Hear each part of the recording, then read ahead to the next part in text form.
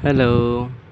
Dahil ako na natin yung unang tanong na how much time.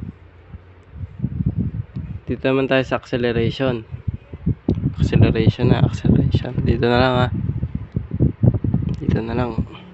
Acceleration. Sa acceleration, tingin nyo ba pwede tayong gumamit ng tingin nyo pwede natin gamitin formula?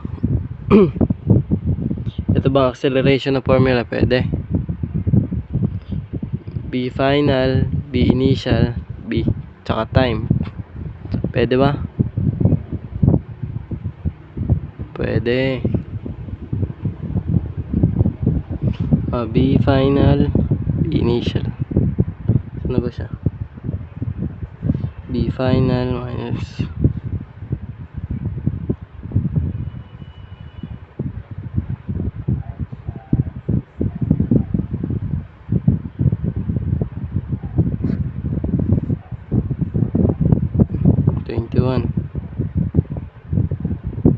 ay, mali. Hindi pala. 38. Nalayan. Mali. Acceleration equals B final minus B initial over time.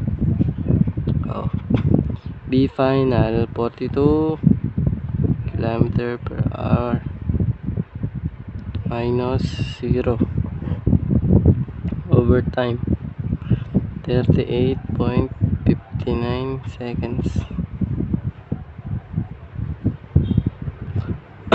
Dahil time, dahil hour, tsaka ginagalaw si padre. Dahil hour, tsaka seconds yan, kailangan mag-convert muna.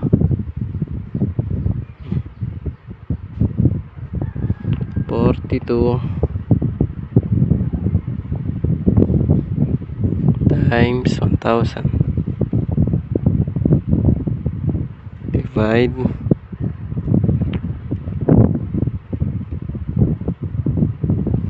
11.67. Bakit naging 67? Kasi above 4 na tong pangatlo. Above 4, 4, 4. Kaya pag above 4, dagdag ka ng isa dito sa pangalawa. 11.67 meter per second. 8.59 seconds. Okay.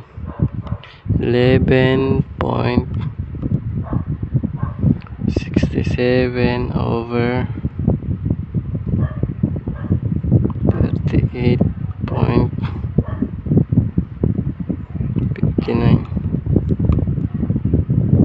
0.30.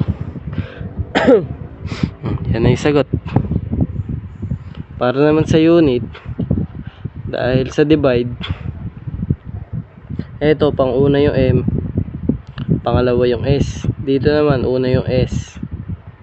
Pagka divide, tas ang kamukha ng pangalawa nyo is yung panguna nito, pagpa-plusin nyo lang sila. Ngari, ang una net, di ba yan, M, ang pangalawa niya S. Tapos dito naman sa ilalim, ang panguna S, pagpa-plusin nyo sila. Kasi ito pangalawa, ito panguna, pagpa-plusin nyo lang sila. Meter per second squared. Yun lang. Okay?